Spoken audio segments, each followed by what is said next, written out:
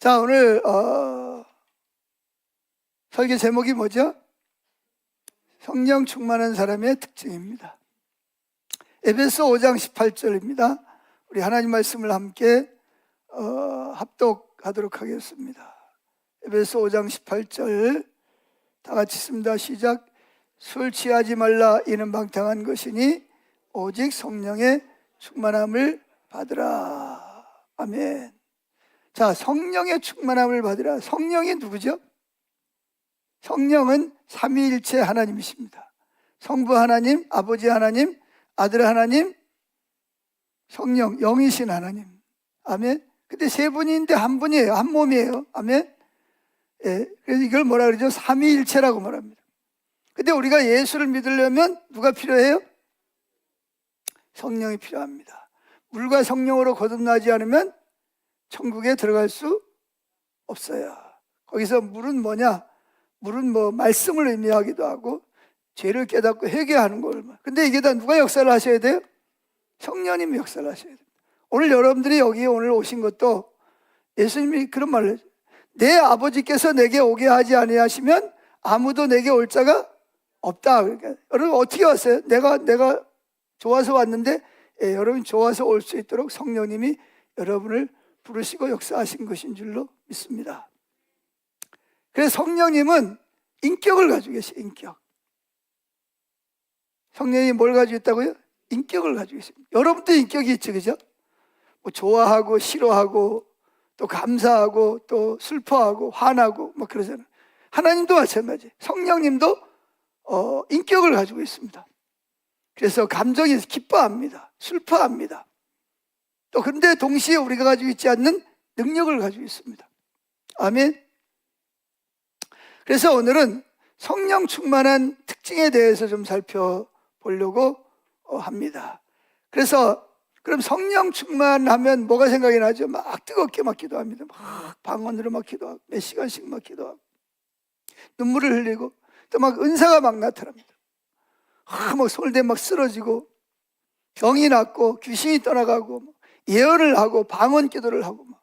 그럼 우리는 그 사람을 뭐라 그러죠? 성령 충만했다 그렇게 말하고 있습니다.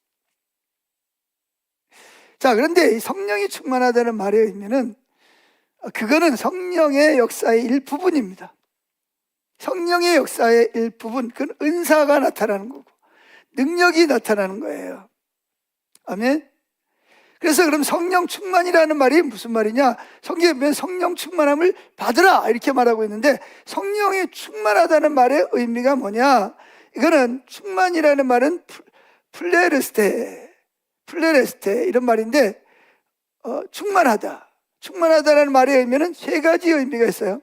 뭐가 충만하냐? 푸누마티는 뭐냐? 성령으로 충만함을 받으라 이렇게 명령하고 있습니다. 그래서 이 성령 충만함의 단어는 세 가지 특징이 있습니다. 첫째, 현재형이라는 거예요. 성령 충만함을 받으라는 성령의 현재형, 헬라어로 현재형은 뭐냐? 항상 현재. 아까 거는 과거잖아요, 그죠? 그래요, 안 그래요? 항상 현재. 그러니까 성령 충만함을 받을 때 언제 충만함 받으라? 계속 충만 받으라는 거예요. 여러분 그러잖아요. 여기 기도원 갔다 오신 분들도 계시는데 기도원 가가지고 막 불 받아라, 막 성령 받으라 막 기도하고 방언도 하고 막 입신도 들어가고 천국도 왔다 갔다 하고 막 열정이 막 올라오면 병도 막 고치고 막 예언도 하고 막 방언 기도도 하고 막 뭐든지 다 할 것 같아.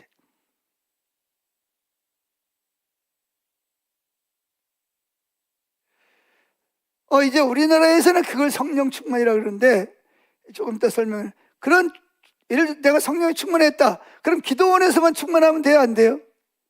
여기 성경은 뭐예요? 기도원에서도 충만하고 집에 와서도 충만하고 교회 가서도 충만하고 직장에 가서도 충만하고 친구 만났을 때도 충만하고. 할렐루야. 계속 현재형이어야 돼. 따라합시다. 성령 충만은 한 번으로 그치는 게 아니라 계속 현재적으로 충만해야 된다. 이게 성령 충만하라는 명령이에요. 아멘. 두 번째, 수동태입니다. 수동태. 내가 억지로 끌어오는 게 아니라 성령이 오셔야 돼. 성령은 인격체입니다. 성령은 누구에게 가시죠? 자기를 환영하고 성령을 갈망하고 사모하는 자에게 가십니다. 그분은 인격이에요. 그래서 성령님도 자기를 좋아하는 사람을 좋아하세요. 환영하고 가까이 하는 사람을 좋아하세요. 그래서 우리가 아침에 일어나면서 또 밤늦게까지 주님을 바라보자는 이유가 뭐예요? 그게 성령 충만이요. 현재적으로 성령 충만한 거예요. 아멘. 한 번으로 끝나는 게 아니라 계속 충만. 언제까지? 주님 앞에 갈 때까지 충만해야 됩니다. 아멘. 그리고 내가 나를 채우는 게 성령이 나를 채우시도록 하는. 그 다음에 명령형. 이거는 성령 충만함 받아도 되고 안 받아도 되는 게 아니에요. 모든 구원받은 사람은 다 뭘 받아라? 성령 충만은 한 번 받는 게 아니라 뭐다? 계속 성령 충만해야 되는 거예요. 할렐루야. 여러분 이것만 해도 여러분 오늘 수지 맞은 거예요. 큰일을 한 거예요. 이게. 근데 많은 사람은 기도원에서는 성령 충만했는데 집회에서는 성령 충만, 집에 오면 세상 충만이야. 자기 생각하고 자기 주장하고 자기 고집대로 하고 자기 기분 내키는 대로 하고. 이게 성령 충만이요? 자기 충만이요? 자기 충만. 근데 그거는 주님 말씀대로 되는 거야, 안 되는 거야? 기도원에서 교회에서 집회에서 성령 충만을 받았으면 계속 뭐 해야 돼요? 충만해야 된단 말이에요. 근데 이게 왜 그러냐면 성령 충만이라는 말의 의미가 뭔지를 잘 몰라서 그런 거예요. 성령 충만이라는 말은 여기에 이제 제가 컵이 있습니다. 컵이 있는데 충만은 뭐예요? 물에 차고 넘치는 거를 충만이라고 그럽니다. 그 말도 맞기는 맞는데 원래 성령 충만이라는 말의 의미는 그런 의도로 말하는 건 아니에요. 성령의 양이 많아진다는 것으로만은 이해가 안 되고 성령이 충만이라는 성령이 그 사람 속에 들어가서 그 사람의 뭐예요? 생각, 감정, 지식, 육체, 행동, 결정을 뭐예요? 다 그분이 지배하는 거예요. 통치하는 거예요. 이걸 하나님의 나라라 그래. 하나님의 나라라는 말은 하나님이 통치하시는 거예요. 내 속에 들어오셔서 내가 그분 성령 속에 들어가는 거야. 그게 뭐냐? 들어간다는 거야. 그분 속에 들어가고 그분이 내 감정을 뭐예요? 주장하는 거예요. 내가 내 생각대로 감정을 주장, 의지를 주장하는 게 아니에요.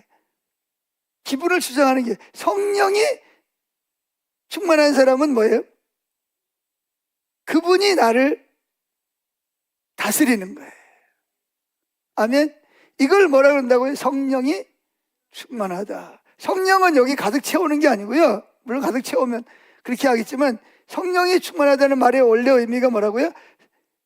인격체이신 성령님 내 안에 들어와서 성령 충만함 주세요. 이 말의 의미는 성령님이 나를 다스려 주세요. 나를 주장해 주세요. 내가 당신께 굴복합니다. 이런 의미가 성령 충만이에요. 근데 우리나라는요, 성령 충만을 어떻게 생각하냐? 성령 충만하면 방언받고 능력받고 뭐 축복받고 그냥 형통하고 뭐 이걸 성령이 충만하라 그래. 그건 은사가 나타나는 거지. 은사. 원래 성령이 충만하면 뭐도 나타나요? 은사가 나타나지만 은사가 나타나는 것을 성령 충만이라고 말하지 않아요. 자, 이해를 잘해야 됩니다. 그래서 오늘 에베소서 5장 18절에 바울은 뭐와 뭐를 비교하죠? 성령 충만과 술 취하는 것을 비교를 합니다. 두 개를 딱 놓고 비교를 하는 거예요. 여기 술 드셔 보시면 손 들으라 그러면 좀 신뢰가 될 것 같아서 저도 손 들어야 되니까. 술을 취하면 어때요? 술을 먹는 이유가 뭐예요? 기분 나쁘면 기분 나빠서 기분 좋아지려고 먹어. 그럼 좋아져요? 안 좋아져요? 좋아지죠. 술 알딸딸해지면 뭐예요? 배가 남산만해져가지고 눈에 보이는 게 없는 거예요. 누가 지배를 한 거예요? 술 기운이라는 것이 내 감정과 생각과 의지와 결정을 말을 주장해요. 술 취한 사람은 어떻게 뭐라 그래요? 행설수설해. 이 말 했다 저 말. 왜 그러죠? 원래 그 사람이 그런 사람이 아니에요. 똑똑한 사람이에요. 근데 술이 들어가니까 금방 이렇게 한다 그래놓고 그럼 그렇게 해 그랬더니 내가 언제 그랬어? 이건 본인이 나빠서 그런 게 아니라 뭐가 지금 무슨 기운에? 술 기운에 지금 내가 지금 그래서 나는 똑바로 걸어가. 근데 몸이 어떻게 돼요? 비틀비틀하는 거예요. 그리고 막 사람이 막 돌아. 정신이 멀쩡할 때는 전혀 그런 일이 없었어. 근데 술이 먹으면 술 기운에 들어가니까 어떻게 돼요? 술이 나를 뭐예요? 말을 지배하는 거예요. 행동을 지배하고 생각을 지배하고 몸까지 지배하는, 몸도 내 마음대로 못 움직이는 거예요. 그래서 술 먹으면 뭐 하지 마라? 운전하지 마라. 근데 술 먹으면 또 뭐예요? 나 술 취한 사람이 술 취했다 그러는 거 봤어요? 취했다는 말이 뭐냐? 충만했다는 말이에요. 술이 나를 뭐 했다? 지배하고 있다는 거예요. 근데 본인은 그걸 인정을 안 하는 거예요. 그래가지고 술 취하지 말라. 왜 술 취하지 마냐? 이는 방탕한 것이니. 방탕하다는 말은 자기에게도 손해가 오고 다른 사람에게도 손해가 가고 뭐예요? 가족에게도 손해가 가고 회사 모든 사람들에게 뭐다? 정상적이지 않는 해를 끼치는 거예요. 술 먹은 사람 어떤 사람 술 먹고 다 잊어버려. 또 그랬잖아. 내가 언제 그랬어? 이게 거짓말 하는 게 아니요. 그럴 때는 술 기운 때문에 그렇게 한 거야. 그래서 술 기운 우리 장인처럼 뭐예요?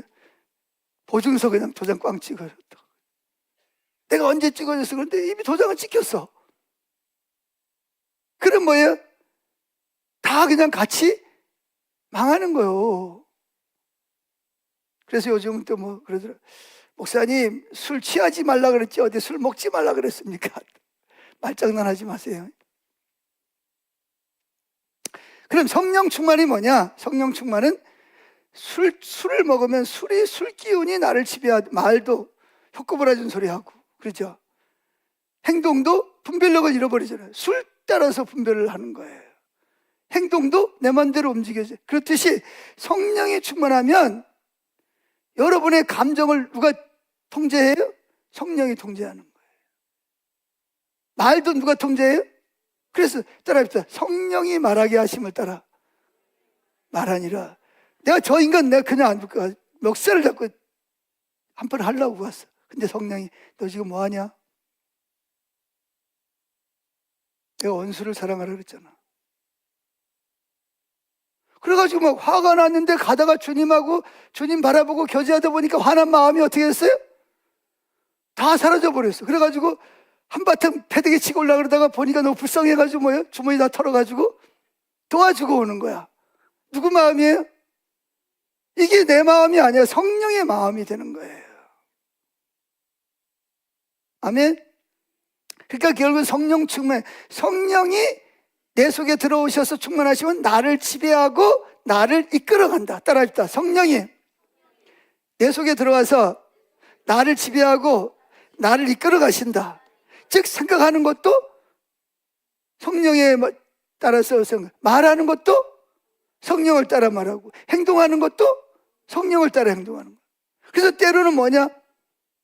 내가 할 수 없는 일을 성령의 능력으로 뛰어넘고 행하는 거예요. 이걸 기적이라 그러는 거예요. 자연인은 일어날 수가 없어. 근데 성령이 오니까 기적이 일어나는 거예요. 할렐루야. 그래서 성령 충만이란 내 안에 성령이 더 많이 들어오시는 것이 아니라 내 삶을 성령께서 더 많이 다스려 주시는 거야.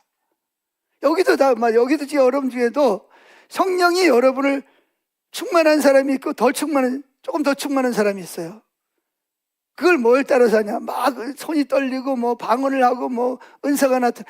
이것도 있지만 그건 부분적인 거고, 성령이 충만한 사람, 많이 충만한 사람일수록 성령님이 나를 지배하고 나를 이끌어 가시는 거예요. 내 마음대로 하지 않아. 그래서 주님께 물어보는 거예요. 주님, 오늘 뭐 할까요? 이거 할까요? 말까? 저 사람 저러는데 화가 나는데 주님 안 바라보면 내 마음대로 한바탕 해버리지. 근데 주님 바라보니까 주님 어떻게 하기를 원하세요? 물어보게 되죠. 주님 성령이 내 마음속에 와서 내 마음을 막 화가 막 올라왔어. 그래가지고 막 목구멍이 막 욕이 막 목구멍까지 막 올라왔어. 다른 때 같으면 했는데 성령 충만한 사람은 뭐예요? 말도 누가 지배한다고요? 성령이 말하게 하심을 따라 말하는 거예요. 성령이 원치 않는 말은 해야 안 해요? 안 해. 남편이 술이 곤드레가 돼가지고 다른 때 같으면 한바탕 뒤집어 엎었는데, 그러면 성령이 원해야 안 해요? 원하지 않으니까 오히려 뭐예요? 따뜻한 물로 발 씻어주고, 뭐예요?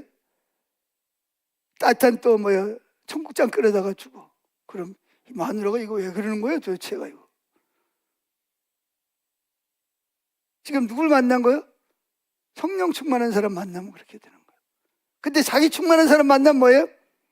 뒤집어져 버리는 거지. 자, 그래서 성령의 충만함이란 성령께서 내 속에 들어 내 생각, 말, 행동을 그분이 뭐 하는 거예요? 통제하시고 이끌어 가시는 것을 뭐라고 말한다? 성령 충만이라고 말한다. 아멘. 그럼 은사가 나타나는 것은 뭐예요? 성령이 충만하면 은사는 성령 충만을 통해서도 오지만 그냥 성령 충만 없어도 은사가 나타나는 사람이 있어. 그래서 근데 교회에서 이걸 잘못 알고 있는 거예요. 성령 충만한 막 예언을, 손만 얹으면 막 미래를 막 이야기하고, 과거를 막 이야기하고, 귀신이 떠나가고, 병 고치고 그러면 사람들은 그 사람을 뭐라 그래요?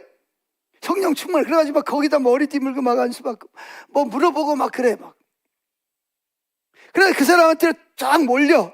그래, 그 사람은 뭐 자기가 뭐라 된 것처럼, 그래가지고 뭐 교회를 잘라가지고 나가서 뭐 또 개척을 하기도 하고 뭐. 하여튼 뭐 이런 일들이 벌어지는 거야.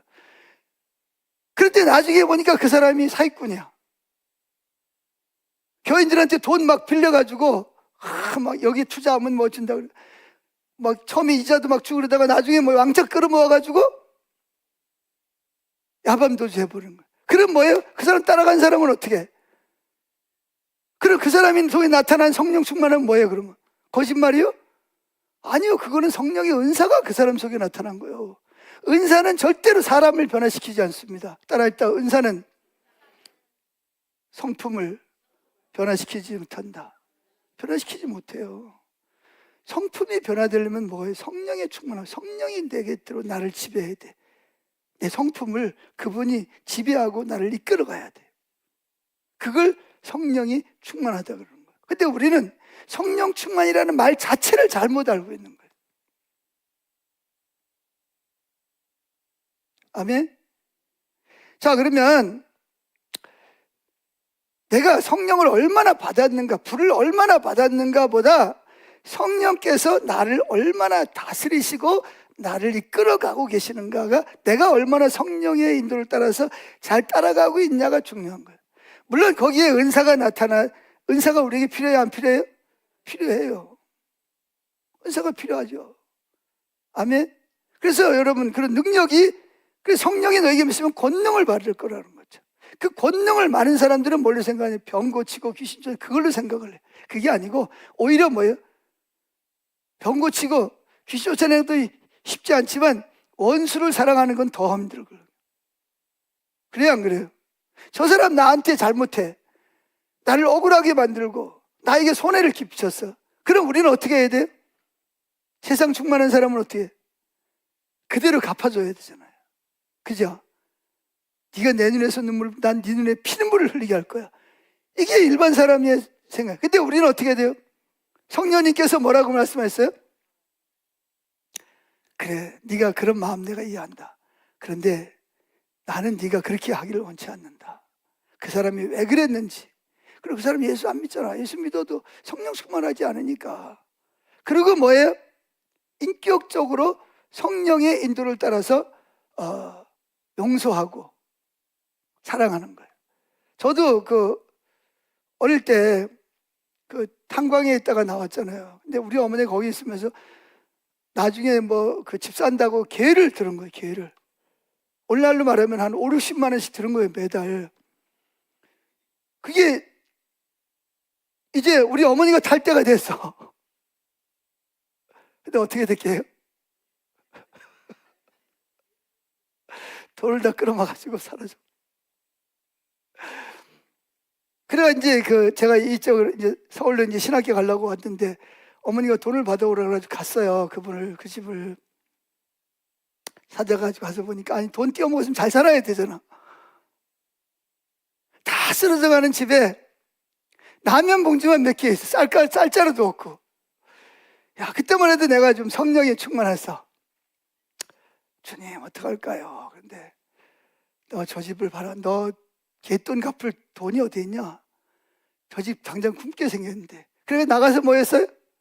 쌀 사가지고 돈은 받아오기를 그냥 쌀만 사가지고 그냥 한마디 말도 못하고 우리 어머니가 너 뭐하러 갔다 왔냐?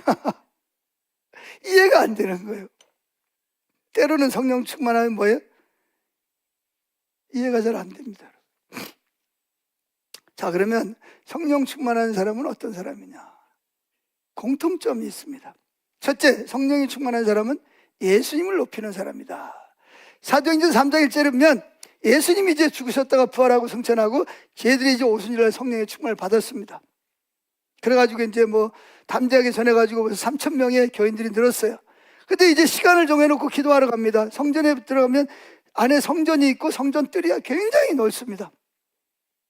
굉장히 넓어요. 근데 문이 열어요. 동문, 서문, 뭐 북문, 남문 이거 말고 또 작은 미문이라는 또 문이 있어. 근데 이제 베드로와 요한이 늘 하루에 3번씩 오전 9시, 12시, 오후 3시 시간만 되면 이제 그 성전에 기도하러 가는 겁니다. 근데 이제 그날은 오후 3시야. 기도하러 가는데 평소에도 있던 사람이 거기 있어. 누구냐? 나면서부터 안진뱅이 된 사람이야. 한 번도 일어서거나 걸어본 적이 없는 사람. 그게 벌써 몇 년이냐? 40년 됐어. 그래 아예 그 사람은 예루살렘에 오는 사람은 누구나가 다 그 사람을 알아. 근데 그 사람이 앉아서 뭐예요? 구걸을 하고 있는 거예요. 근데 예수님도 그제가 거기를 지나다녔던 사람이야. 베드로와 요한도 거기를 수없이 지나다녔어. 그런데 그날 딱 한 푼 주세요 그러는데 그때도 누굴 바라봤을까요? 구걸하는 사람을 바라보면서 동시에 누굴 봤어요? 성령님을 바라보는 성령님. 그런데 성령이 잠깐 그러는 거예요. 뭐라 그래요? 저 사람을 일으켜라. 아니 나면서부터 안진뱅이 된 사람 다 아는데 일어나라 그랬다 안 일어나면 어떻게 되는 거예요? 그때 성령이 내가 일으키겠다 그러니까 베드로와 요한이 믿음을 가지고 우리에게 당신이 원하는 은과 금은 없지만 우리에게 있는 것을 당신에게 주노니 베드로와 요한에게 있는 게 뭐밖에 없어요? 예수님의 성령밖에 없는 거야. 예수님이 성령의 영이니까. 그래서 나사렛 예수의 이름으로 일어나 걸어라. 그랬더니 뭐예요? 갑자기 하더니 갑자기 발이 뒤틀어지면서 발에 힘을 얻고 발목에 힘을 얻고 생전 처음 일어나는 거예요. 예루살렘이 어떻게 됐을까요? 난리가 났어요. 옛날이나 지금이나 입소문은 빨라. 금방 많은 사람들이 막 구름대같이 막 몰려든 거예요. 뭐 안진뱅이가 40년 동안 태어나면서부터 안진뱅이가 일어났다더라. 뭐 그래가지고 여기저기 사람들이 막 몰려오는 거예요. 베드로와 요한이 갑자기 유명 인사가 돼버렸네. 자, 그래서 이제 많은 사람이 몰려들었습니다. 자, 성경을 봅시다. 사도행전 3장 6절. 베드로가 가르되 은과 금은 내게 없거니와 내게 있는 것으로 내게 주느니 곧 나사렛 예수로 내 이름으로 걸으라 하고 오른손을 말만 한 게 아니에요. 뭐도 한 거예요? 실제로 그 사람을 일으킨 거야. 오른손을 잡아 일으키니 발과 발목이 곧 힘으로. 지금 누가 역사하고 있는 거예요? 성령이 역사하고 있는 거예요. 그리고 뛰어서서 걸으며 그들과 함께 성전으로 한 번도 성전에 들어가 본 적이 없어요.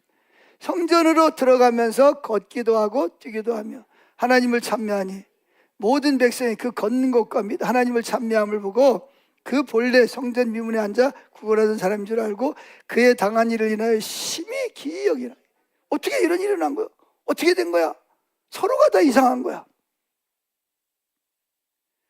자, 그래서 많은 사람들이 베드로와 요한을 주목해서 봅니다. 야, 저 사람이 고쳤대. 저 사람이 어떻게 고친 거야? 저 사람 예수님하고 다시 딴 사람 아니야? 뭐 여러 가지 말이 있었는데 어떻게 고쳤는지를 본 사람만 아는 거지. 그때 베드로가 뭐라 그러냐? 자, 3장 12절. 베드로가 이것을 보고 백성에게 말하되 이스라엘 사람들아 이 일을, 즉 안진뱅이 일으킨 일을 왜 기이 여기냐? 우리 개인의, 그러니까 베드로와 요한의 개인의 권능과 경건으로 이 사람을 걷게 한 것처럼 왜 우리를 주목하여 보느냐? 그러니까 나는 아니라는 거야. 요한도 아니라는. 그럼 누가 고쳤다는 거예요? 예수가 고쳤다는. 16절, 그 이름을 믿음으로, 그 이름이, 예수의 이름이 너희 보고 아는 이 사람을 성하게 하였나니 예수로 말미암아 난 믿음이 너희 모든 사람 앞에서 이같이 완전하게 낫게 하였느니라. 여러분, 성령이 충만하면 뭔지 아세요? 지금 누굴 드러내죠?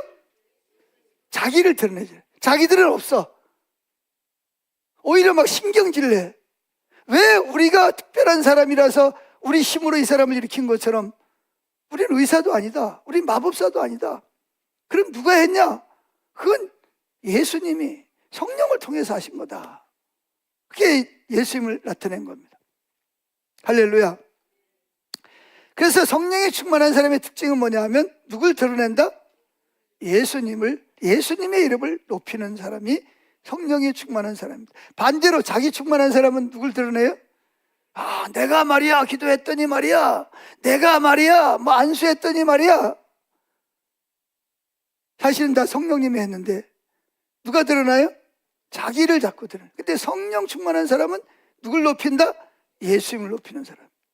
자, 예수님도 성령이 오시면 그들이 성령이 진리인 나에게로 이끌 것이다라고. 자, 요한복음 16장 13절에 그러나 진리의 성령이 오시면 그가 너희를 진리 가운데로 인도하시리니 그가 자의로 말하지, 스스로 말하지 않고 오직 듣는 것, 성령 주님께 듣는 것을 말하며 장래일을 너에게 알게 하시리니 그가 내 영광을 나타내리니 내 것을 가지고 너에게 알. 그래서 예수 믿으려면 성령이 오셔야 돼. 똑같이 예수님에 대한 복음을 들었는데 어떤 사람은 예수를 믿는 사람이 있고 어떤 사람은 안 믿는 사람이 있어. 믿는 사람은 뭐예요? 성령이 그 사람에게 역사하신 거예요. 그 말을 깨닫게 하고 이해하게 한 거예요. 할렐루야. 자, 여러분 보세요. 이 원래 베드로라는 사람은 겁이 많은 사람이에요? 아니면 담대한 사람이에요? 원래 거의 그걸 어떻게 하냐? 베드로는요, 예수님이 잡히시기 전날 밤 뭐라 그랬죠? 쟤들 보고 너희들 올 밤에 나를 붙잡힐 텐데 너희 다 도망갈 거야. 그랬더니 뭐 쟤들이 막 씩씩거리고 우리는 안 도망간대. 그때 베드로가 막 제일 화를 낸 사람이 누구예요? 베드로예요. 나와가지고 주여, 얘들은 다 주님을 버릴 수 있습니다. 참 잘난 척해요. 그러나 나는 뭐예요?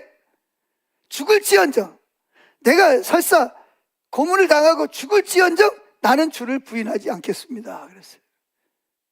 예수님이 뭐라 그러죠?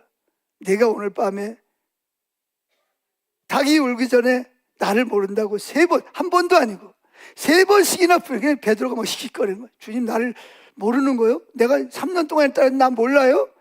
씩씩거리고 그러는데 아니나 다를까 그날 예수님 기도하고 나다가 가룟유다가 예수를 팔아먹어가지고 붙잡으러 왔잖아요. 뭉치를 들고 칼을 들고 막. 그러니까 저희들 어떻게 했어요? 다 도망갔어요. 그리고 이제 베드로는 도망가다 생각하니까 안 되겠어요. 요한하고 예수님이 붙잡혀간 대제사장 집에 가가지고 재판받는 거 보는 거예요. 근데 어떻게 돼요? 이게 어두울 때는 안 보이는데 모닥불을 치우니까 모닥불을 피워놓고 오니까 베드로 얼굴이 금방 드러나잖아요. 그러니까 베드로를 말하니까 베드로가 뭐라 그래요? 나는 저 사람 모른다고. 저 사람 제자 아니라고. 두 번째는 뭐예요? 또 여자 종이 그러니까 이제 막 맹세를 해. 내가 맹세하건대 난 저 사람, 예수님 다 듣고 계셔 지금. 뒤로 왔어요. 뒤에 와서 모닥불을 피우는데 그 여자 친척이 알고 있는 거야. 당신 그 예수님 제자 아니요? 그랬더니 막 예수님 막 저주합니다. 그때 무슨 소리가 들렸어요? 그때 꼭이요 하고 이 닭이 울은 거야. 그래서 베드로는 죽을 때까지 무슨 소리를 제일 듣기 싫어했어? 이 닭 우는 소리를 제일 듣기 싫어했다는 거야. 닭 우는 소리만 나면 누구 생각이 나? 그때 내가 예수님 앞에서 예수를 모른다고 부인했던 그 생각이, 그런 사람이 베드로야. 그런데 베드로가 오순절날 기도하다 성령이 충만을 받은 거예요.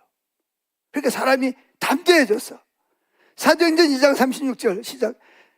너희가 십자가에 못 박은 이 예수를 하나님이 주와 그리스도가, 너희가 십자가에 못 박았잖아. 재판하고 막 그 사람들을 막 지적하는 거예요. 여러분, 이 베드로가 예수 믿는 성령이 충만하다 그래서 두려움이 사라지는 건 아니에요. 다 다 두려운 거예요. 그런데 뭐예요?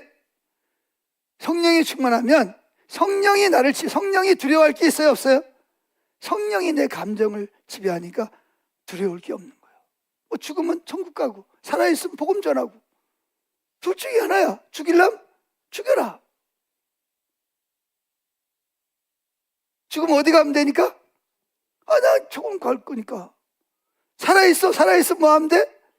또 주님 성령 충만해가지고 일하면 되니까. 그래서 결국은 성령 충만은 베드로를 유명하게 만든 게 아니라 베드로를 담대한 사람이 되게 했습니다. 할렐루야. 그래서 성령이 충만한 사람을 볼 때 어떤 사람이 성령 충만함이냐? 예수를 높여요? 나를 높여요? 나를 높이는 사람은 자기 충만한 사람이야. 성령 충만한 사람은 자기는 아무것도 아니고 누구를? 예수님을 높이는 사람. 하나님을 높이는 사람이 뭐한 사람이다? 성령 충만한 사람이다. 두 번째, 성령 충만한 사람은 담대함이 있습니다. 자, 사도행전 4장 31절, 우리가 다 성령에 충만하여 담대히 하나님 말씀을 전하니라. 성령에 충만한 사람의 특징이 뭐냐면 강하고 담대합니다. 여호수아 1장 8절에 보면 하나님이 여호수아에게 너는 강하고 담대하라. 왜? 너는 약하지만 약한 너와 누가 함께하기 때문에 내가 함께하니까 너는 강하고 담대하라. 여러분도 마찬가지. 누가 함께한다?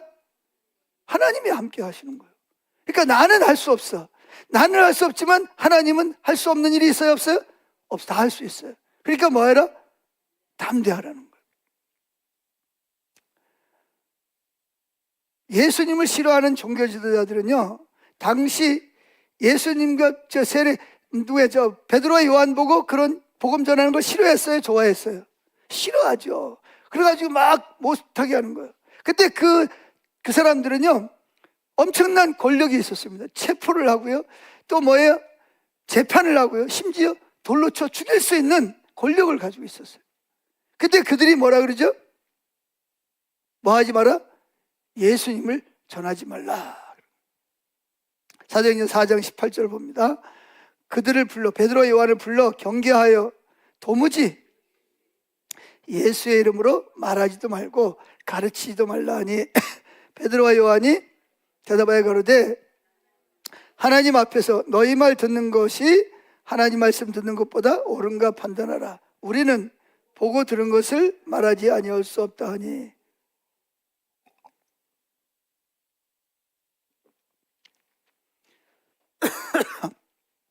이것이 성령이 주시는 담대함입니다. 환경이 바뀐 게 아니에요. 사람이 바뀐 거예요. 왜? 그 사람을 누가 지배하니까? 성령이 그 사람의 마음을 지배하는 거예요. 문제가 없어서 담대해진 게 아니고요, 성령께서 그 사람을 지배하니까, 이끄니까 두려움이 사라지는 거예요. 아멘. 저와 여러분에게도 두려움이 있어요, 없어요? 있죠. 암 걸리면 어떡하지? 어디가 아프면 이거 이러다가 죽으면 어떡하지?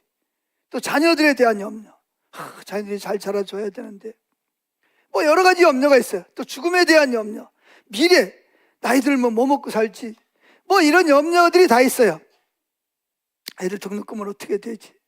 뭐 또 대출은 어떻게 갚지? 뭐 이런 두려움이 다 있어요. 근데 성령이 충만하면 문제가 사라지는 것이 아니라, 문제는 그냥 있을 수 있지만 성령이 충만하기 전에 문제가 하늘만큼 보였어. 그게 막 나를 막 짓눌러. 밤에 잠도 안 오고 막 잠꼬대하고. 그리고 어떤 사람은 그거 잊어버리려고 일부러 술 먹는 사람. 또 어떤 사람은 그것 때문에 뭐예요? 스트레스 피하려고 담배를 피우는 거예요. 어떤 사람은 담배 피우는 게 도움이 되는 사람도 있어요. 스트레스 막 있을 때 뭐 담배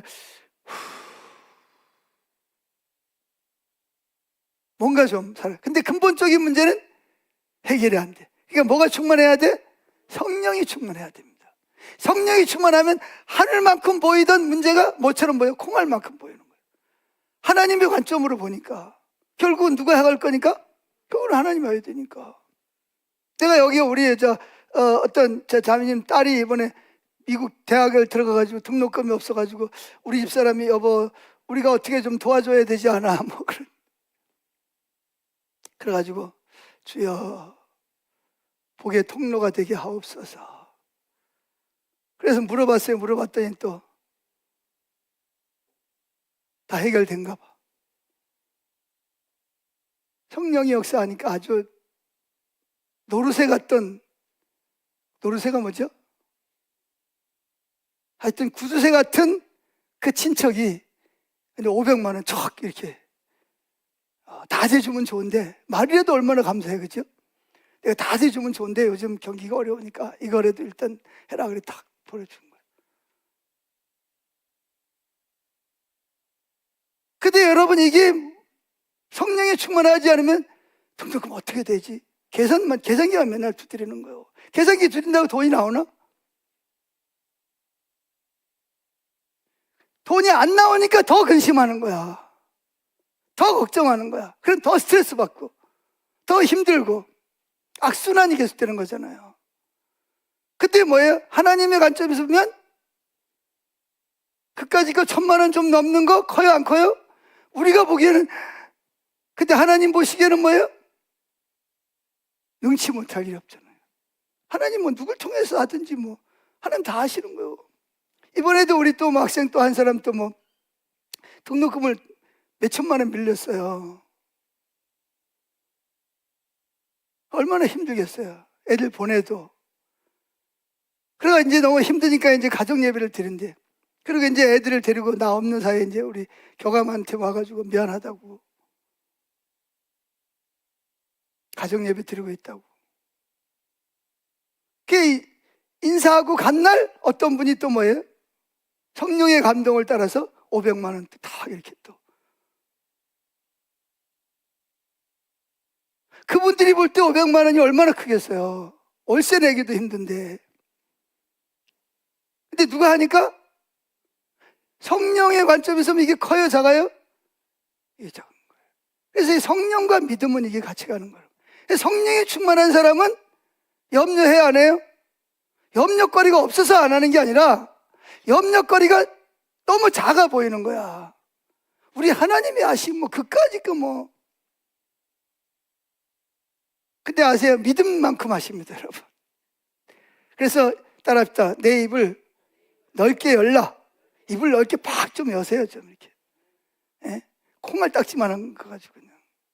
그거 가지고 그냥 양보 안 하고 그냥 싸우고 그냥 지지게 볶고 하지 말고 하나님의 관점에서 입을 넓게 열으라.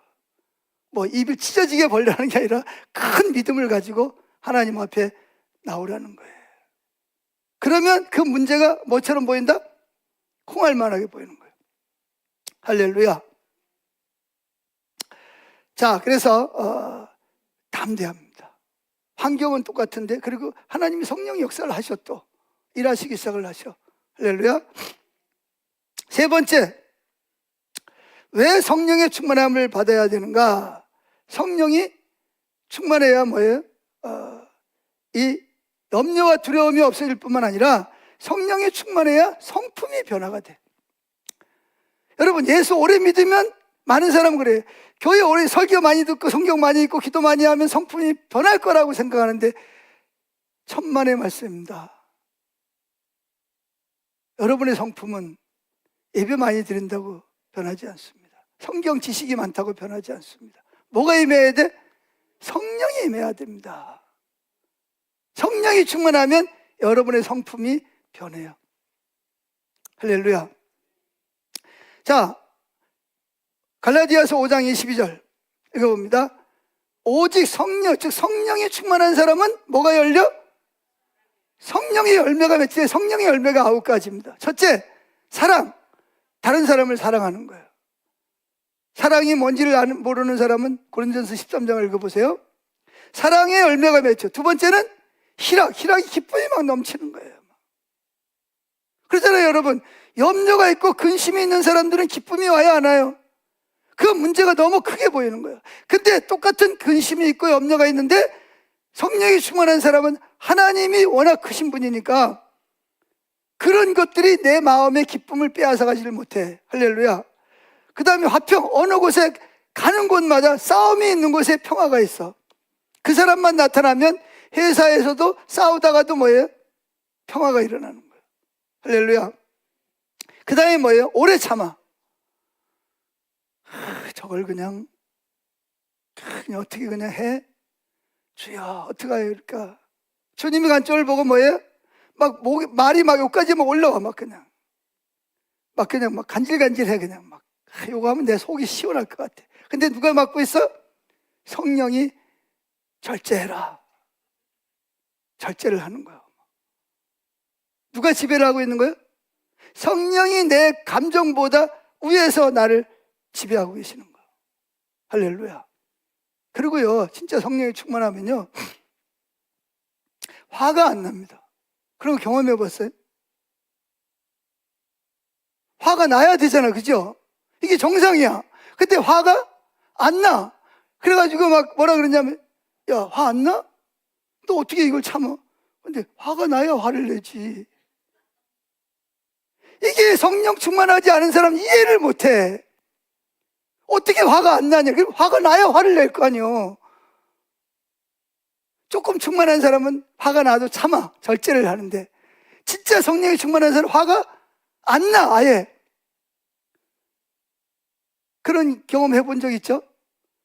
야, 너 억울하지도 않아? 너 어떻게 참아? 난 아무렇지도 않은데 괜히 옆에서 막 더 막 소리를 지르는 거예요. 근데 나는 화가 나야 화를 내지. 화가 안 나는데 어떻게 화를 내냐고. 이거는 성령 충만이 뭐예요? 더 충만해지는 거예요. 왜 이상한 눈으로 쳐다보세요? 이게 우리 감정이 아니라 누가 하시니까? 이게 성령이 나를 통제하시고 나를 이끌어 가시니까 그게 가능해지는 거예요. 할렐루야. 자, 그래서 은사와 능력은 성령의 능력을 보여주지만 성령이 충만한 사람은 성령의 열매가 나타나는 거예요. 은사가 충만한 사람은 은사가 여러 가지 나타납니다. 방언, 통역, 뭐 치유, 예언, 지식의 은사, 말씀의 은사, 이런 은사가 나타납니다. 근데 아까 말했죠. 은사는 뭘 변화시키지 못한다? 성품을 변화시키지 못합니다. 근데 이 성령이 충만하게 되면 이런 은사가 그런 성품의 열매가 나타나는 거예요. 방언을 하고 기도를 오래 하는 것도 귀하지만 그것만으로는 성령 충만함을 반대할 수가 없어요. 성령 충만함은 뭐예요? 성령의 9가지 열매가 내 성품, 내 말 속에서, 생각 속에서, 결정 속에서, 행동 속에서 성령이 나를 통치하시고 이끌어 가시니까 그분의 열매가 내 말 속에서 나타나요. 제일 많이 볼 수 있는 게 말을 들어보면 금방 알아요. 저 사람 지금 하나님 떠났구나. 저 사람 지금 하나님하고 교제를 잘하고 있구나. 말만 들어오면요 벌써 그 사람이 여러분 신앙을 금방 알 수가 있어요. 근데 말은 또 숨기잖아요, 그죠? 뭐 거룩한 척해. 다른 데 가면 또 다른 또 입장을 나타내. 그러니까 뭐냐 하면 결국은 성령이 충만한 사람은 성품에 그 성령의 9가지 열매가 나타나야 된다는 거죠. 그걸 보면 알 수가 있는 거예요. 자, 예를 들어 봅시다. 사도행전 6장 5절에 보면 스데반 집사가 뭐라 그러냐? 믿음과 성령이 충만한 사람이 스데반 집사예요. 그런데 스데반 집사가 성령의 충만함이 가장 잘 나타날 때가 언제죠? 귀신을 쫓아낼 때입니까? 기적을 행할 때입니까? 예, 그럴 때도 나타났지만 가장 드러날 때는 언제냐? 스데반 집사가 막 복음을 막 전하니까 복음 전하는 걸 싫어하는 사람들이 막 거짓 증인을 세우다가 막 스데반 집사를 고발하는 거예요. 그래서 스데반 집사가 막 구약 아브라함 때부터 시작해서 지금까지 그 예언을 쫙 풀어가지고 설명을 했습니다. 그랬더니 사람들이 뭐라 그래요? 귀를 막고 안 듣는 거예요. 자기들한테 원하는 소리가 아니라는 거예요. 그러니까 어떻게 돼? 막 이를 막 가라, 막 얼굴이 막 붉게 막 불나가지고 눈이 막 충혈되고 막 입에서 막 욕이 나오고 막 저주가 나오고 그러면서 뭐예요? 스데반 집사를 어떻게 개처럼 질질 끌고 성문 밖으로 나가는 거예요. 걔 갔다가 개처럼 내패대 치고 손에 뭘 들고 있어요? 돌을 들고 막 그냥 때리는 거예요. 그럼 여러분이 만약에 그런 입장이라면 어떻게 하세요? 거짓 증인을 세워가지고 얼마나 억울하겠어요. 얼마나 화가 나겠습니까? 자기는 죄를 하나님 모독죄를 저지른 적이 없는데 죄를 졌다고 그러지. 거짓 증인을 세워가지고 그거 아니야 임마 왜 그래? 막 그래서 막 멱살 잡고 막 싸워야 되는데 스데반 집사가 지금 뭐 하고 있어요? 주님을 바라보는 거예요.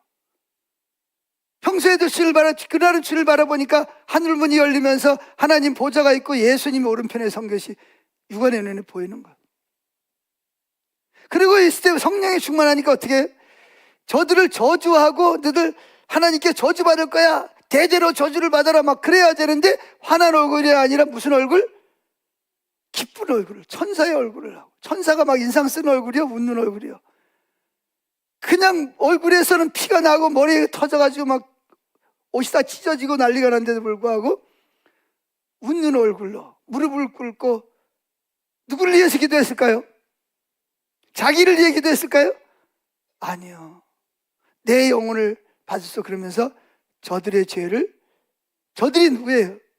거짓 증인을 세우고 나를 억울하게 하고 나를 끌고 나를 돌로 치는 저들을, 원수들을, 저들의 죄를 저들에게 돌리지 마옵소서. 그때 증인으로 선 사람이 누구죠? 사울이라는 청년입니다. 그때 제가 그 신대원에서 있을 때 우리가 심리학적 복음을 접근한 적이 있어요. 한 학기 동안. 그때 그 교수님은 말하기를 뭐라고 말하냐면, 그때 변화된 사람이 누구냐면 사울이라는 거예요. 사울이 옷을 맡아서 증인이 됐잖아요. 이 사람 진짜 죽을 죄 졌어. 죽여도 괜찮아. 내가 증인이야. 그런 사람이 누구야? 사울이었어요. 그때 사울이 기대했던 게 뭐예요? 저 사람 틀림없이 자기를 돌로 치는 사람들을 뭐하고? 원망하고 화내고 저주하고 죽을 거야 아마. 그걸 기대했어요. 근데 이게 기대가 확 무너져 버려요. 지금까지 그렇게 하나님을 잘 믿는 제사장이나 바리새인을 봤는데 한 번도 이런 사람을 본 적이 없어요. 아니, 자기를 거짓 증인을 세워가지고 그 거짓 증인은 다 알아. 그런데 법적으로 효력이 있는 거야. 그 증인을 세우고 너는 틀림없이 아마 죽어가면서 저주하고 원망하고 아마 화가 눈이 뒤집혀가지고 죽을 거다. 그런데 뭐예요? 웃음을 띠고 무릎을 꿇고 자기를 위해서 기도하는 거예요. 그때 심리학적으로 사울의 마음에 뒤집어지는 거예요. 뭐 저런 인간이 다 있지? 아니, 나도 하나님을 열심히 믿고 잘 믿는데 난 그래 본 적이 없어. 내 주변에 그런 사람이 없었어. 그때 저 사도도 아니고 저 스데반 집사라는 게 저게 어떻게 된 거야? 그때 심리적으로 사울의 마음이 뒤집어졌다고 말합니다. 그래가지고 더 이제 막 악랄해지는 거야. 그래, 진짜 그런가 한번 보자. 그래가지고 다른 예수 믿는 사람 막 잡아다가 옥에 가두고 막 때리고 막 고문하고 막 그런 거예요. 그때 대부분의 사람들이 그렇게 하는 거예요. 그래가지고 더 화가 나가지고 어디까지? 다메섹까지 잡으러 가자. 거기서 누굴 만난 거예요? 예수님이 이미 일하신 거예요. 사울의 마음, 스데반 집사를 통해서, 예수 믿는 사람을 통해서.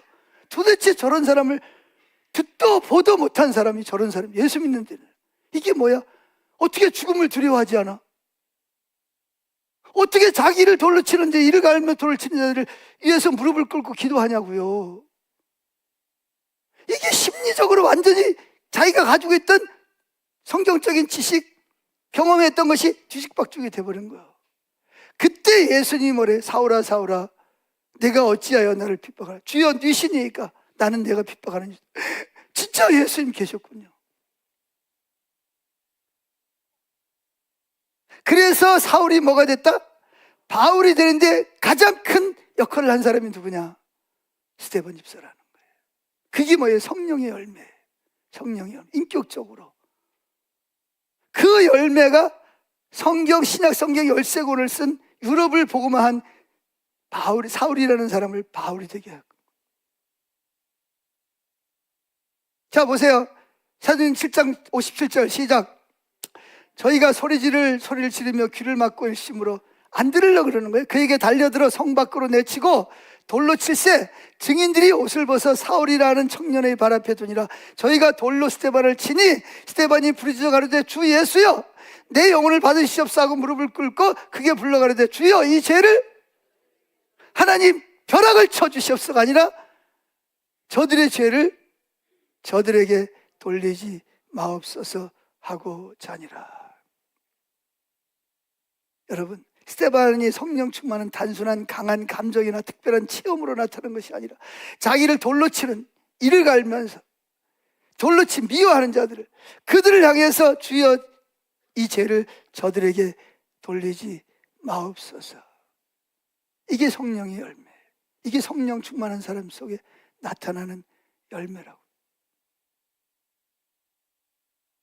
성령 충만한 알고 싶다면 예배 드리는 모습만 봐가지고는 모릅니다. 예배 드릴 때는 막 경건하고 막 신실한 것 같은데 가정에 가서 봐야 알아. 가정 식구들하고 어떻게 대하는지. 또는 뭐예요?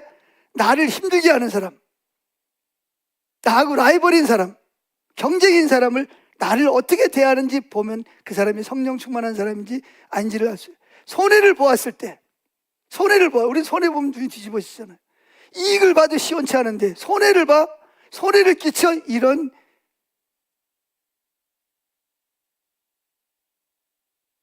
근데 제가 학가다 가니까 뭐예요? 돈 받으러 갔다가 돈도 한두 푼도 아니고 몇 천만 원 받으러 갔다가 뭐 주고? 쌀 사주고. 그 이후로는 한 번도 간 적이 없어요. 뭐 가도 뻔한데 뭘, 뭐 본인이 알아서 좀. 근데 지금까지 소식이 없어.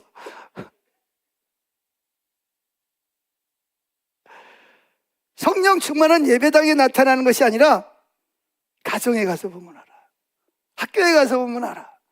직장에서 사업 사는 사람하고 하는 걸 보면 알아. 진짜 그 사람이 성령 충만한 사람인지 아닌지를. 할렐루야. 네 번째, 성령이 충만한 사람은 말씀에 민감하게 순종합니다. 자, 빌립 집사가 있습니다. 이 사람도 빌립이 집사예요. 근데 예루살렘에 사울을 통해서 너무나 큰 핍박이 와가지고 견딜 수 없어가지고 어디로 가랬어요? 예루살렘과 어디로 가랬어요? 성령이 충만하면 어디로 가랬어요? 사마리아로. 그래서 사마리아로 갔어요. 가서 막 복음을 전했는데 자기도 모르는데 복음을 전했는데 수많은 사람이 막 몰리는 거야. 안진뱅이가 있어. 기도했더니 막 일어나. 중풍자가 막 일어나. 사람들이 몰렸는데 귀신들이 막 떼거지로 막 떠나가. 그러니까 막 사람들이 막 집회 장소에 막 꾸역꾸역 막 몰려. 부흥이 일어난 거예요. 회복이 막 일어났습니다. 멀리 있는 사람까지 막 집회가 옵니다. 그런데 지금 하나님 부흥이 일어나고 있어요. 근데 갑자기 하나님의 사자가 나타나가지고 여기 그냥 두고 남쪽으로 내려가는 광야로 가라는 거예요. 여기 그때 어디야, 이스라엘 성지순례 갔다 오신 분들은 보셨죠? 그 광야가 어디예요? 그냥 이런 돌만 있는 게 아니라 산입니다. 산.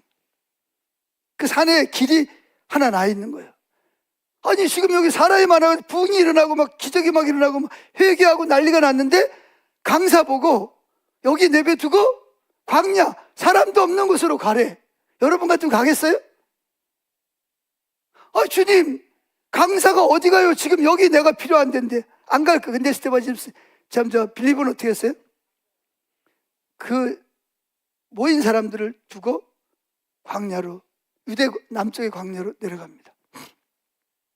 자, 사도행전 8장 5절 시작.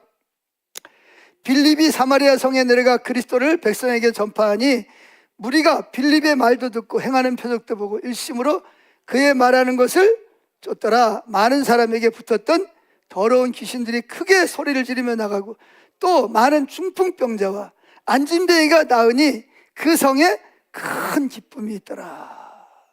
아, 이 사람은 집사인데도 불구하고, 한 사람이 뜨니까 막 성이 막 기쁨이 충만한데 나는 목사인데도 불구하고 이런 일이 잘 안 나타나니 참. 자, 그래서 부흥이 막 일어나면. 근데 왜 광야로 가야 됩니까? 사도행전 8장 26절 시작. 주의 사자가 빌립도, 여러분 없어요? 앞에 띄워주세요. 주의 사자가 빌립도로 일러가로되 일어나서 남으로 향하여 예루살렘으로 에서 가사로 내려가는 길까지 가라 하니 그 길은 뭐라고요? 광야. 사람이 없단 말이에요. 27절. 그런데 빌립은 어떻게 해요? 순종합니다. 이게 성령 충만한 사람의 특징입니다. 일어나 갑니다. 가서 보니 에디오피아 사람, 곧 에디오피아 여왕 간다게의 국고를 맡은 큰 권세 있는 내시가 예배하러 예루살렘에 왔다가 돌아가는데 병거를 타고 선지자 이사야의 글을 읽더라. 필립 집사가 지금 막 사람들이 막 수천 명, 수만 명으로 막 몰려옵니다. 막 기적이 막 일어나. 회개가 운동이 나고 난리가 났어요. 근데 갑자기 천사가 와가지고 빌립아, 남쪽 광야로 내려가라. 거기 사람도 없는데, 마을도 없는데 왜 날 보고 그러고 하라는 거지? 근데 빌립은 뭐예요? 딱 놓고 광야로 가는 거예요. 가서 보니까 누가 있어요? 옛날에 솔로몬 왕을 보러 왔던 에디오피아 그 여왕이 자기 나라로 가서 유대교를 믿은 거야.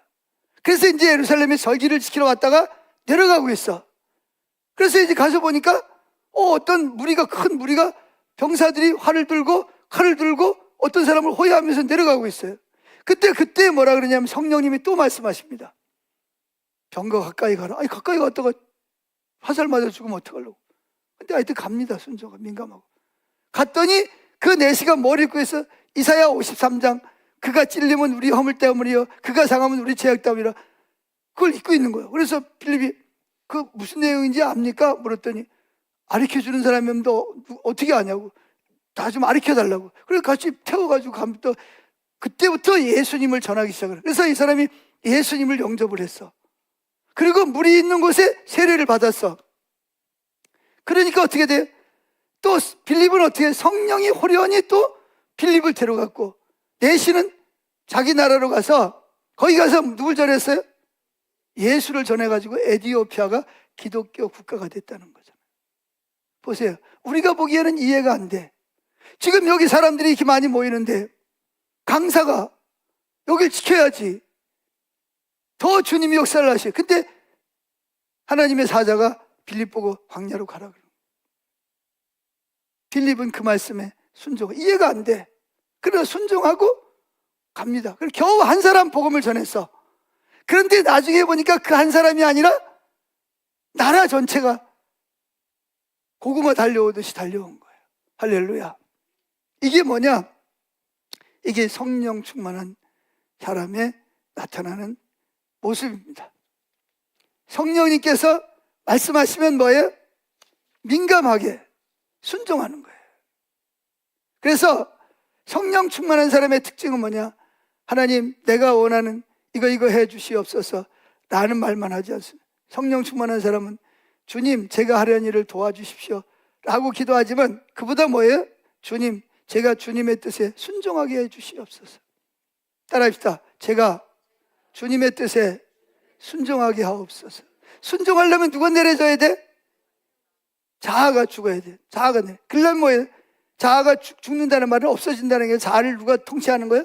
성령이 들어오셔서 통치를 하고 이끌어 주셔야 그게 가능해지는 거예요. 안 그러면 뭐예요? 아무리 하나님의 뜻이 이뤄도 싫어. 나는 안 할 거야. 난 이거 할 거야. 이게 원래 우리 본성이잖아요. 근데 성령은 인도하시면 가는 거예요. 저도 우리 교회 보면요. 어느 날 봤는데 비 오는 날 전화가 왔어요. 누군지 잘 몰라. 그래서 누구세요? 그랬더니 누군데요? 그래서 제가 누군지 어떻게 알아요? 그래서 왜 그러신데요? 우리 이사 왔는데요. 어디서 이사 왔는데요? 부산서 왔는데요. 아니 내가 오라 소리도 안 했고 온다는 말도 없었는데 부산에서 이삿짐 싸들고 온 거예요. 그래 왜 왔냐 그랬더니 성령님이 가라 그랬대. 이사 가라 그랬대. 시장대 옆에 두고 애들 학교 다니는 거 끌고 안 간다는 놈들 끌고 그리고 이삿짐 싸가지고 올라온 거예요. 여기 그런 분 몇 분이 계셔?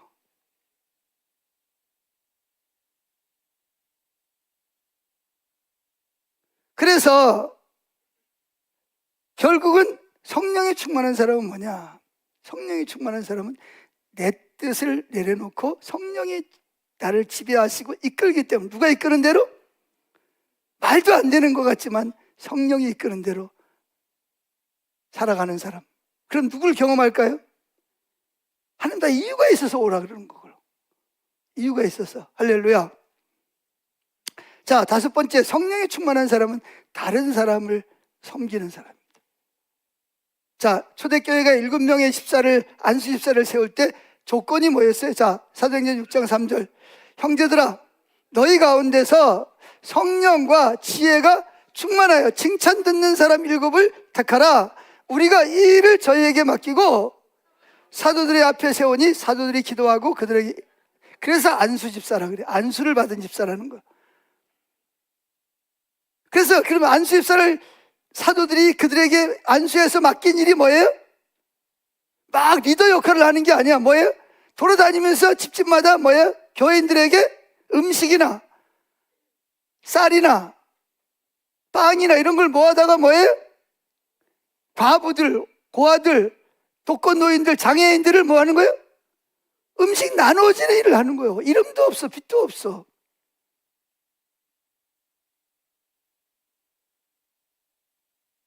성령 충만한 사람 7을 뽑아놨는데 7사람이 하는 일이 주로 뭐였냐? 주로 어려운 사람 돕는 거예요. 물론 때때로 이렇게 성령의 인도를 따라서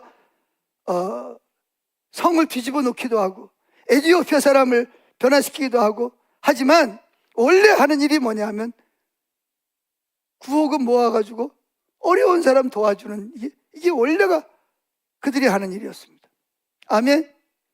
예수님께서도 제자들을 볼 때 참 내가 보기엔 서로 경쟁을 하는 거예요.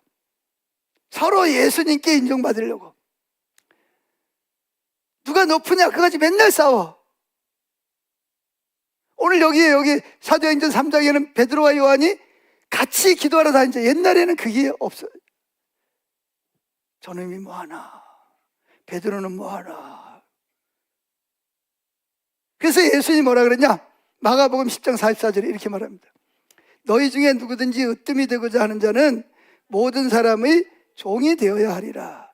인자에 온 것은 섬김을 받으려 함이 아니라 도리어 섬기려 하고 목숨을 많은 사람의 대속물로 주려 함이니라 그랬습니다. 여러분, 성령이 충만하지 않은 사람은요 항상 다른 사람하고 경쟁을 해요. 자존심 내세우고 누가 더 높으냐 이런 거 가지고 따져요.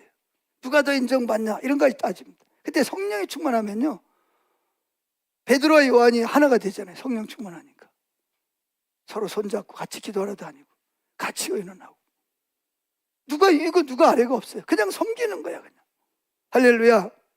그래서 여러분 교회에서 적용을 한다면 성령이 충만한 사람 이런 사람 아무도 보지 않아도 봉사하는 거예요. 주님 죽게 하듯 하는 거예요. 회사에서 하든지 가정에서 하든지 학교에서 그냥 죽게 하듯 하는 거예요. 두 번째, 칭찬받지 않아도 충성합니다. 안 알아줘도 괜찮아. 난 주님을 위해서 하니까.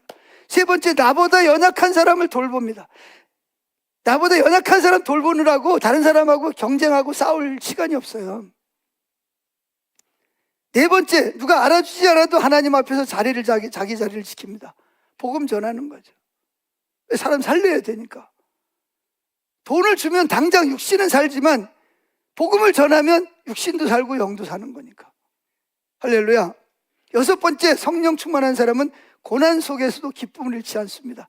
자, 아까 성령의 열매 중에 하나가 뭐라 했지? 희락, 기쁨이에요. 자, 사도행전 13장 44절 시작. 그 다음에 안식일에 온 성이 거의 다 하나님 말씀을 듣고자 모이니 유대인들이 그 무리를 보고 시기가 가득하여 바울이 말한 것을 변박하고 비방하고를 이에 유대인들이 경건한 귀부인들과 성내 유력자들을 선동하여 바울과 바나바를 핍박하게 하여 그 성에서 그 지경에서 쫓아내면 기분 나빠요? 기분 좋아요? 막 권력 있는 사람, 막 시의원, 경찰서, 뭐 도의원, 뭐 시장, 도지사 막 이런 사람 막 불러가지고 복음을 못 전해 내쫓는 거예요. 그래 기분 나빠요? 나쁠 거 아니야. 그런데 그들이 뭐가 충만했다? 성령이 충만하니까 뭐가 충만해? 성령에 충만한 열매를. 바울을 보세요. 지난주에 말한 대로 주 예수를 믿으라. 거기가 어디예요? 빌립보잖아요. 주님이 이끌어서 갔잖아요. 가서 복음 전하다가 귀신 들린 사람 쫓아냈는데 그것 때문에 뭐 했어요? 매 맞고 착고에 채우고. 근데 뭐 했어요? 얼마나 아프겠어요. 얼마나 고통스럽겠어요. 그런데 원망하고 불평하지 않고 뭐 했어요? 감사하고 찬양하고 있어요. 그러니까 뭐예요? 성령이 오셔서 지진이 일어나고 옥토가 움직이고 문이 열리고 착고가 다 풀어지고 간수의 가정이 예수를 믿고 회개하는 역사가 일어나는 거예요. 성령이 충만한 사람은 세상에 기쁨은 언제 오죠? 돈을 많이 번다든지 원하는 일이 잘 되면 기쁨이 넘쳐. 뭐 우리 애들이 뭐 좋은 성적을 받아면 장학금을 탔다든지 회사가 뭐 잘 돼가지고 뭐 또 뭐 갑자기 돈이 들어온다든지 뭐 그러면 기쁨이 있어요. 근데 여기는요, 성령이 충만하면 누구 때문에 기뻐하는 거예요? 주님 때문에 기뻐하는 거예요. 할렐루야. 마지막 7번째 뭐냐? 성령이 충만한 사람은 예수의 복음을 전하는 사람. 복음을 전하는 거는요, 복의 통로가 되는 거예요. 사람을 살리는 거예요. 죽은 사람을 살리는, 영적으로 다 죽었잖아요. 아멘. 그런데 복음을 전하면 그 사람이 뭐예요? 물과 성령으로 거듭나서 살아나는 거예요. 할렐루야. 사도행 1장 8절에 뭐라 그랬죠? 오직 성령이 너에게 임하시면 너희가 뭘 받고? 권능을 받고 예루살렘과 온 유대와 사마리아 땅까지 이른 내 증인이 복음을 전하게 되는 거예요. 그리고 예수님, 내가 어디 가든지 너와 함께 하리라. 성령에 충만한 사람은 궁극적인 목적은 나 혼자 잘 되는 게 아니에요. 나만 평안한 게 아니에요. 나도 구원받고 잘 되지만 나로 인해서 다른 사람이 잘 되게 복의 통로가 돼야 돼요. 아멘. 이게 여러분이 해야 될 일이고요. 예수님 열어보고 가라. 어디로 가냐? 복의 통로가 되기 위해서 가라는 거예요. 아멘. 그래서 여러분, 베드로가 오순절날 성령의 충만을 받고 나가서 복음을 전할 때 3,000명, 안준비 일으켜가지고 남자만 5,000명, 빌립 집사가 사마리아 성에 가가지고 복음을 전해가지고 사마리아 성이 뒤집어지고,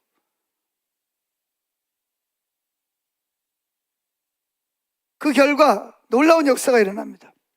그래서 복음을 전하면 간수의 가정처럼 가정이 살아나고 교회가 살아나고 직장이 달라지고, 그리고 뭐예요? 사회가 달라지는 역사가 일어납니다. 자, 결론입니다. 성령 충만한 사람 7가지 특징이 뭐라고요? 읽어봅시다. 첫째, 예수님을 높입니다. 둘째, 두려움보다 믿음으로 담대합니다. 셋째, 성품이 변화되고 용서합니다. 넷째, 하나님의 말씀에 민감하게 순종합니다. 다섯째, 낮은 자리에 다른 사람을 섬깁니다. 여섯째, 고난 속에서도 기쁨을 잃지 않습니다. 일곱째, 복음을 전하여 다른 사람을 살립니다. 예, 성령 충만하면 뭐라고요? 한 번만 충만하면 되는 게 아니라 뭐예요? 계속 현재형으로 충만해야 된다. 그리고 뭐예요? 얼마나 뜨거운 체험을 했냐, 그것도 중요하지만 뭐예요? 얼마나 성령이 들어와서 나를 지배하고 나를 이끌어가느냐. 할렐루야.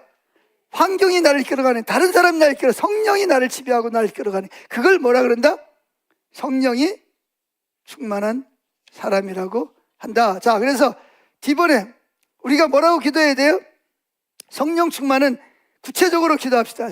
시작. 내 생각을 다스려 주십시오. 내 입술을 다스려 주십시오. 내 감정을 다스려 주십시오. 내 선택을 다스려 주십시오. 나를 통해 예수님이 나타나게 하옵소서. 절망하던 사람이 나를 통해서 예수를 만나고 변화가 되고 하는 거예요. 감옥에 있는, 여러분 아세요? 8가족을 도끼로 찍어 죽인 사람 아세요? 예, 고재봉이라는 사람. 이렇게 눈이 그냥 달라요. 이렇게 사진 나왔는데 눈이 그냥 번들번들하고요. 말만 하면 욕하고요. 신경질 부리고 막 그랬어요. 근데 그 사람이 어떻게 했는지 아세요? 8가족을 죽이고도요, 한 번도 잘못했다는 말 한 적이 없어요. 그런데 그 속에 들어가서 누굴 만났어요? 복음을 듣고요, 예수를 만나고요, 눈이 바뀐 거예요.